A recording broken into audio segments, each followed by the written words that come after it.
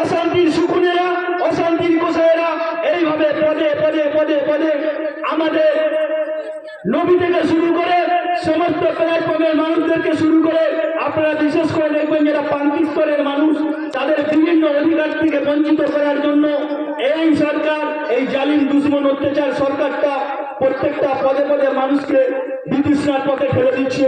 এই জায়গায় আপনাদেরকে সজাগ হতে হবে, আপনাদেরকে সচেতন হতে হবে, আপনাদেরকে এই আজকের ডেটে শপথ গ্রহণ করতে হবে এই টিএমসি নামক সরকারকে আমরা উৎখাত করে বাংলা থেকে ছাড়ব। অন্যথায় আপনারা দেখেছেন আজকে ডেটে যারা চাকরি প্রাপ্ত পরীক্ষা যারা পাস করে আছে, যাদের মেধা তালিকায় নাম আছে, 2 বছর প্লাস হয়ে গেল, তারা আজকে গান্ধী পদদেশে পদতলে এখনো পর্যন্ত তারা বসে আন্দোলনটা চালিয়ে যাচ্ছে। সে আপনার বাড়ির সন্তান হতে পারে কিংবা অন্য কোনো বাড়ির সন্তান হতে পারে। আপনাদের বোঝা উচিত বা আপনাদের জেনে রাখা দরকার, এই বাংলাতে সঠিকভাবে সঠিক প্রক্রিয়াতে মমতা ব্যানার্জি চ্যালেঞ্জ করছি এই মঞ্চ থেকে দাঁড়িয়ে যে একটা জায়গায় কোনো একটা পরীক্ষাতে সঠিক প্রক্রিয়াতে নিয়োগ হয়েছে, এটা উনি একেবারে মিডিয়ার সম্মুখে বলে দিন। সেটুকু বলার সাহস রাখে না মাননীয়া। আপনাদেরকে জেনে রাখা দরকার, এইভাবে যে সমস্ত বন্ধুরা আমি তাদেরকে সতর্ক করে যাচ্ছি, এখানে যারা টিএমসি করছেন আপনারা সতর্ক হন। কারণ আপনারা কিছুদিন আগে দেখেছেন বকটুর মতো কাণ্ডতে, সেখানে কিন্তু কোনো আইএসএফ এর ছেলেদেরকে পড়ানো হয়নি, কোনো আইএসএফ এর মা বোনদেরকে পড়ানো হয়নি, সেখানে কিন্তু পুড়িয়েছিল টিএমসি নেতৃত্বদেরকে। এই সরকারটা বলছি আপনাদেরকে ভালো করে মাথায় ঢুকিয়ে নেন, চেয়ারে বসে থাকার জন্য যদি নিজের সন্তানকে খুন করতে হয় তাও করবে, কিন্তু নিজের চেয়ারটাকে বাঁচিয়ে রাখবে যে কোনো পরিস্থিতিতে বা যে কোনো পরিকল্পনা। এটা আপনাদেরকে বুঝে যেতে হবে। বকটুই কাণ্ডে 14 জনের মতো মানুষদেরকে খুন করা হলো, তার মধ্যে 8 জন ছিল মহিলা এবং বাচ্চা। আপনাদেরকে বুঝতে হবে সেখান থেকে 2 কিলোমিটার দূরে পুলিশ স্টেশন, পুলিশ আসতে 4 ঘন্টা টাইম লাগলো, পুড়ে ছাই হয়ে গেল। সেই সমস্ত বাচ্চা বাচ্চিদের প্রথমে চাবল দিয়ে খুন করা হলো, তারপরে তাদেরকে কি করলো, তাদেরকে আগুন দিয়ে পেট্রোল দিয়ে জ্বালিয়ে দিয়ে মারা হলো। তাহলে আপনারা বুঝে যান সেই ভাদু শেখ একটা উপপ্রধানকে কেন্দ্র করে টিএমসির মধ্যে লবি তৈরি করে সেই জায়গায় আগুন দিয়ে জ্বালিয়ে শেষ করে দিল এই নির্লজ্জ সরকার।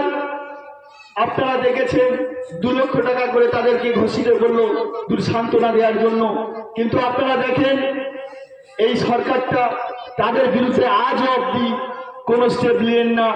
আপনারা দেখেছেন কিছুদিন আগে আনিস খানকে হত্যা করা হলো।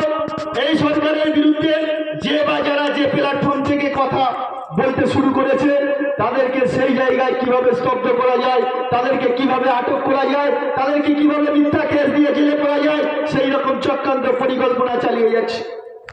আনিস খানকে যে খুন করিয়েছিল সেই থানার আইসি সাহেব এখন ডিএসপি হয়ে গেছে। আপনাদেরকে বুঝতে হবে এই সরকারের সঙ্গে থেকে যদি কোনো প্রশাসন নোংরা কাজ করে সরকারের মদদে, তাহলে তাকে তার প্রমোশন হচ্ছে, তার এই নোংরা কাজ করার জন্য তার প্রমোশন হচ্ছে।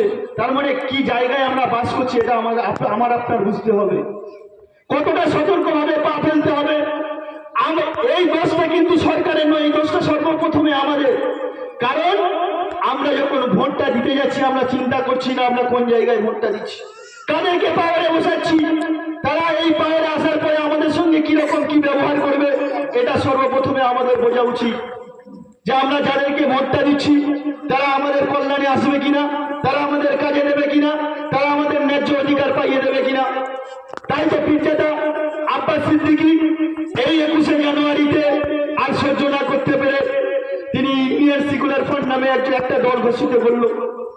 তার দলের মূল উদ্দেশ্য হচ্ছে, এই দলের মূল উদ্দেশ্য হচ্ছে মানুষের অধিকার বুঝিয়ে পাওয়া। তাই তো তিনি একটি স্লোগানের মাধ্যমে সারা বাংলার মানুষকে জানিয়ে দিয়েছে যে আমরা ভিক্ষা নয়, আমরা অধিকারের দাবিতে এই বাংলাতে আমরা ইন্ডিয়ান সেকুলার ফ্রন্ট নামে একটা দল খুলেছি। সেই দলে মূল উদ্দেশ্য হচ্ছে আমরা গরিব স্তরের মানুষ, প্রান্তিক স্তরের মানুষ, যে প্ল্যাটফর্মের মানুষ হন না কেন, সেই মানুষ তার ন্যায্য অধিকার যেন তারা খুঁজে পায়। তাই এই মঞ্চ থেকে আপনাদেরকে শপথ নিতে হবে আগামী দিন যতদিন বাঁচবেন ইন্ডিয়ান সেকুলার ফান্ডের পতাকার তলায় দাঁড়িয়ে আপনারা চলবেন। আপনাদের ন্যায্য অধিকার আপনারা বুঝে পাবেন। কোনো রকম অসুবিধা হলে এখানে আমাদের যারা নেতৃত্ব আছেন তাদেরকে জানাবেন, অবশ্যই আপনারা হেল্প পাবেন। যে কোনো পরিস্থিতিতে যে কোনো প্রবলেমে পড়েন না কেন এখানে এই পার্টি অফিসে এসে জানাবেন, অবশ্যই আপনারা হেল্প পাবেন। যারা এই দুশ্মনী করছে, যারা আজকে নোংরামো করছে, তারা তার ফল অবশ্যই পাবে। কারণ আপনারা দেখেছেন টিএমসির দ্বিতীয় কমান্ডার এখন জেলের মধ্যে আছে। তার মানে বুঝে যান অন্যায় কাউকে, পাপ কাউকে ছাড়ে না। আইন কিন্তু আইনের রাস্তায় চলবে। যতই মোস্তানি দম্ভি দেখান না কেন একদিন না একদিন তার পতন হবে। আইনের মার ধীরে ধীরে হয়। তাই আপনাদেরকে বলবো আপনারা সজাগ থাকবেন এবং কোন রকম টিএমসির অপ্রীতিকর পরিকল্পনায় আপনারা পা গোলাবেন না। আপনারা কোন রকম গন্ডগোলে যাবেন না। আমাদের সঙ্গে প্রশাসন আছে, প্রশাসন বন্ধুদেরকে জানাবেন। সমস্ত রকম প্রবলেম প্রশাসন বন্ধুদেরকে জানালে প্রশাসন বন্ধুদের নলেজে থাকলে তারা সেখানে সলভ করে দেবে। আজকের এই যে সভা হচ্ছে এখানে, এই সভাটা বন্ধ করে দেওয়ার জন্য চেষ্টা চালিয়েছিল। দৌলতাবাদে নোংরামো করছে। এখানে যারা নেতৃত্ব আছেন তারা কি ধরনের নেতৃত্ব সেটা কুলপির মানুষ খুব ভালো করে বোঝেন। যারা টিএমসি নেতৃত্ব দিচ্ছেন তারা কি ধরনের মানুষ, কি প্রকৃতির মানুষ, কি ক্যাটাগরির মানুষ, কি কোয়ালিটির মানুষ সেটা এই কিপারামপুরের মানুষ খুব ভালো করে জানেন। কারণ আগামী দিনে যে পঞ্চায়েত ভোটটা হয়ে গেছে, যে সমস্ত মানুষজন আজকের ডেটে পঞ্চায়েতের চেয়ারে বসেছে কিন্তু আইএসএফ এর দরকার হয়েছে। সে যে কোনো উপায় যে কোনো পরিকল্পনা আইএসএফ এর ক্যান্ডিডেটকে তুলে নিক না কেন কিন্তু আইএসএফ এর দরকারটা লেগেছে।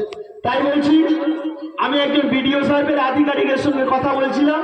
আমরা কিন্তু কুলপিতে 4খানা অঞ্চল আমাদের দখলে এসেছিল। তারা কিন্তু তাদের নোংরামোর কোয়ালিটি হোক, যে কোনো রকম নোংরামো করে হোক, কিন্তু তারা সেই জায়গাটা কিন্তু তারা গুছিয়ে নিয়েছে। কিন্তু একজন আধিকারিক স্বীকার করে দিয়েছে।